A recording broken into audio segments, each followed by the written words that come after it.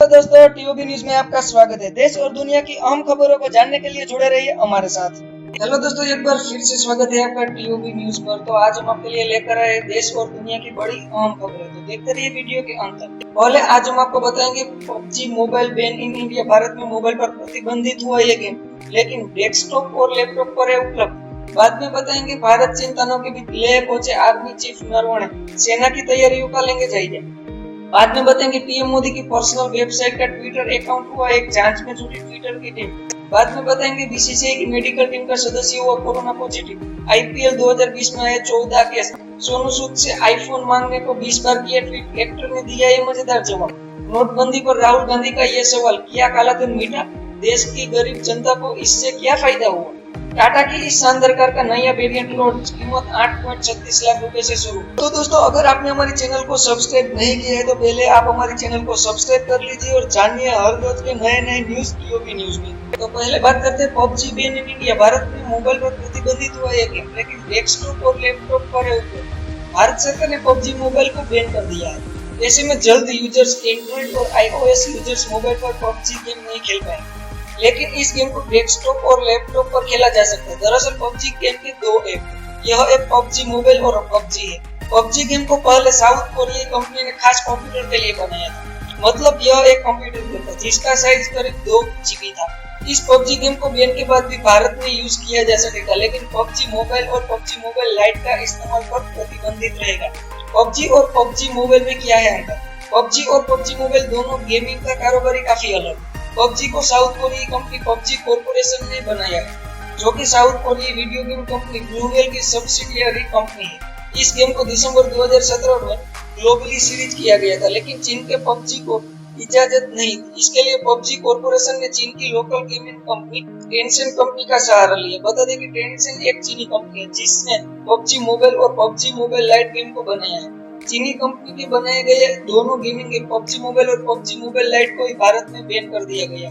Tencent company south कोरियाई company ने licence के तहत पबजी मोबाइल और पबजी मोबाइल लाइट गेम को बनाया। भारत चीन तनाव के बीच लेह पहुंचे आर्मी चीफ नरवणे, सेना की तैयारियों का लेंगे जायजा। पूर्वी लद्दाख में वास्तविक नियंत्रण रेखा LAC पर चीन के साथ जारी तनाव के बीच सेना प्रमुख जनरल मनोज मुकुंद नरवणे लेह के दौरे पर पहुंचे। यहाँ वह सुरक्षा हालातों का जायजा ले रहे हैं और सीनियर फील्ड कमांडर्स LAC के मौजूद स्थिति पर उन्हें ब्रीफ कर रहे हैं।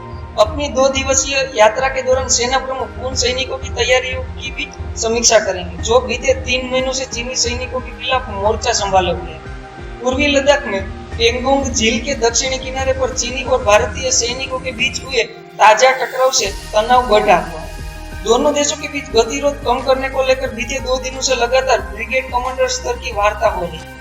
हालांकि इस बातचीत का कोई नतीजा नहीं निकल सका। दरअसल 29-30 अगस्त की रात चीनी सैनिकों ने पेंगोंग झील के दक्षिणी किनारे पर घुसपैठ की कोशिश की, जिसे भारतीय सेना ने नाकाम कर दिया। चीन की ऐसी हरकतों के कारण भारतीय सेना ने पेंगोंग झील के आसपास सामरिक महत्व की कई ऊंची चोटियों तक पूरे क्षेत्र में जवानों की तैनाती बढ़ा रखी है। भारतीय वायुसेना को भी पूर्वी लद्दाख में LAC कर चीन की बढ़ती गतिविधियों पर नजर रखने के लिए चौकसी बढ़ाने को कहा गया है। बता दें कि हाल ही में चीन से तनाव के बीच केंद्रीय रक्षा मंत्री राजनाथ सिंह और सेना प्रमुख जनरल मनोज मुकुंद नरवणे ने पूर्वी लद्दाख में सुरक्षा स्थिति की समीक्षा के लिए वास्तविक नियंत्रण रेखा के साथ साथ लेह का दौरा किया था। रक्षा मंत्री लद्दाख दौरे के दौरान स्थानीय सैन्य कमांडरों के साथ LAC पर टकराव और सैन्य तैनाती की समीक्षा की थी। पीएम मोदी की पर्सनल वेबसाइट का ट्विटर अकाउंट हुआ है जांच में जुटी ट्विटर की टीम। प्रधानमंत्री नरेंद्र मोदी की पर्सनल वेबसाइट के ट्विटर अकाउंट को हैक कर लिया गया। हैकर ने कोविड-19 रिलीफ फंड के लिए डोनेशन में बिटकॉइन की मांग, हालांकि तुरंत ये ट्वीट्स डिलीट कर दिए गए। प्रधानमंत्री कार्यालय यानी PMO या PM मोदी ने निजी हैंडल से इस घटना पर कोई बयान नहीं आया। PM मोदी के ट्विटर अकाउंट हैक होने पर ट्विटर प्रवक्ता का बयान सामने आया। उन्होंने कहा, हम स्थिति से अवगत हैं और अकाउंट की सिक्योरिटी से कुछ कदम उठाए। हम इस पूरे हालात की जांच कर रहे हैं। हालांकि अन्य खातों के प्रभावित होने के बारे में हमें कोई अधिक जानकारी है।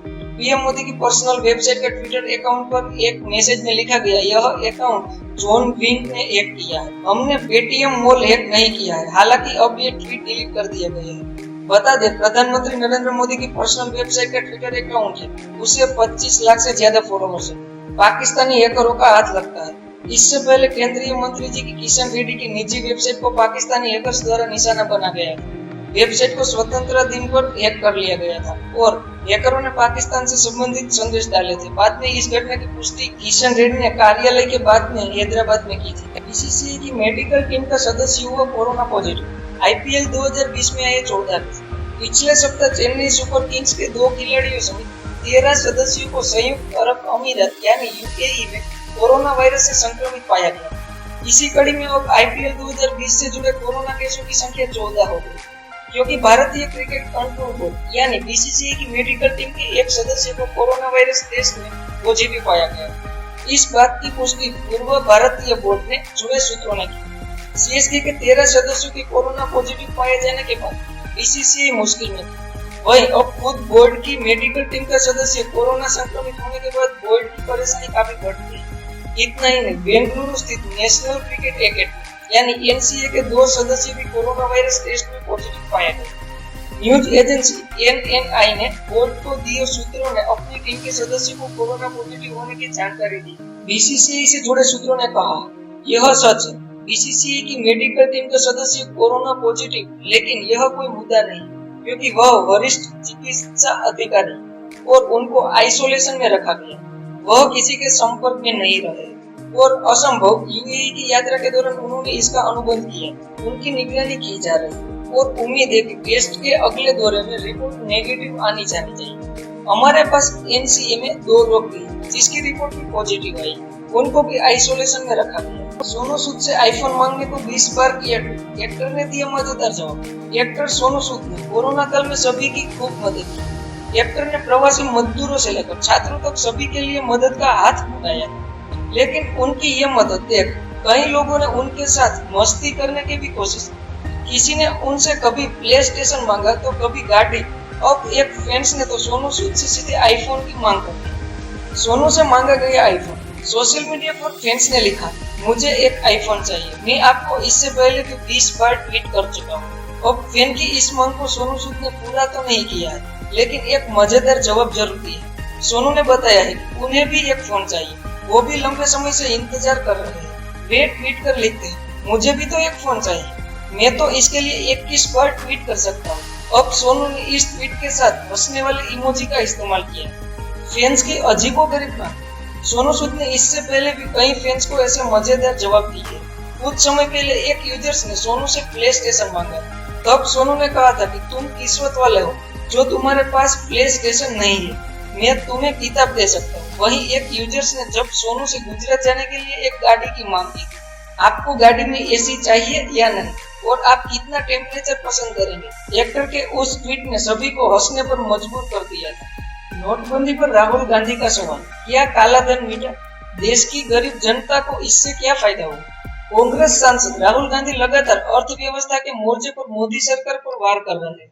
गुरुवार को अर्थव्यवस्था के मुद्दे पर उन्होंने अपनी वीडियो सीरीज का दूसरा हिस्सा जारी किया।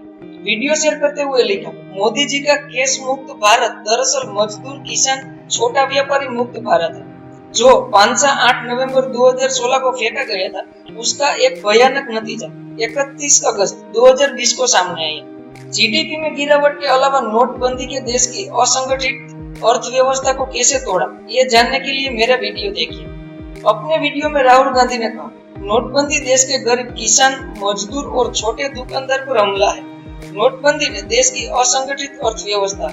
8 नवंबर 2016 को रात 8 बजे प्रधानमंत्री नरेंद्र मोदी ने नोटबंदी का ऐलान किया।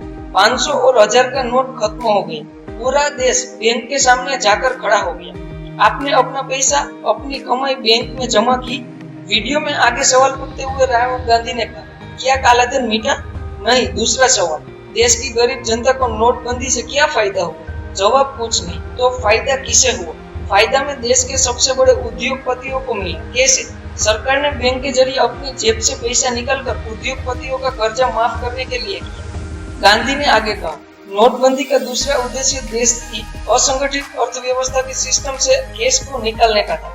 प्रधानमंत्री ने कहा था कि वह कैशलेस इंडिया करना चाहते हैं। अगर कैशलेस इंडिया होगा तो असंगठित अर्थव्यवस्था खत्म हो जाएगी, क्योंकि छोटे दुकानदार, किसान, मजदूर नकद लेन देन पर निर्भर रहते हैं। अब पूरे देश को मिलकर इसके खिलाफ लड़ना होगा। टाटा की इस शानदार कार का नया वेरिएंट लॉन्च, कीमत 8.36 लाख से शुरू। टाटा मोटर्स ने अपनी लोकप्रिय एसयूवी नेक्सॉन का नया वेरिएंट XMX को लॉन्च कर दिया है। कंपनी ने एक खास वर्ग के ग्राहकों को ध्यान में रखकर इस नए वेरिएंट के नेक्सॉन को किफायत मूल्य पर ज्यादा प्रीमियम फीचर्स के साथ उतारा। दरअसल टाटा मोटर्स ने बुधवार को अपनी कॉम्पैक्ट एक्सयूवी नेक्सॉन का नया मॉडल पेश कर दिया। टाटा की नई नेक्सॉन की दिल्ली में एक शोरूम की कीमत 8.36 लाख रुपए से लेकर 10,30,000 रुपए के बीच है। टाटा मोटर्स ने एक बयान में कहा कि नेक्सॉन का नया मॉडल XMA पेट्रोल और डीजल दोनों संस्करणों में उपलब्ध है।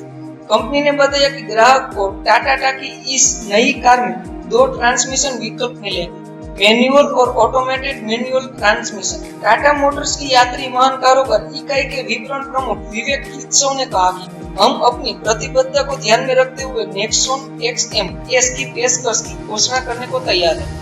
यह एक ऐसा उत्पादन है जो हमारे ग्राहकों को एक शानदार मूल्य पर इलेक्ट्रिक सनरूफ जैसे बेहतरीन फीचर्स दे रहा है। टाटा मोटर्स ने बताया कि इसमें multi functional steering wheels, dual front airbags, EBD के साथ ABS, hill hold control, electronic stability programme, ESP, reserve parking sensors जैसे फीचर्स दिए गए हैं। तो दोस्तों, अगर ये वीडियो आपको पसंद आया हो तो लाइक और शेयर जरूर करें और हाँ, चैनल को सब्सक्राइब करना ना भूलें।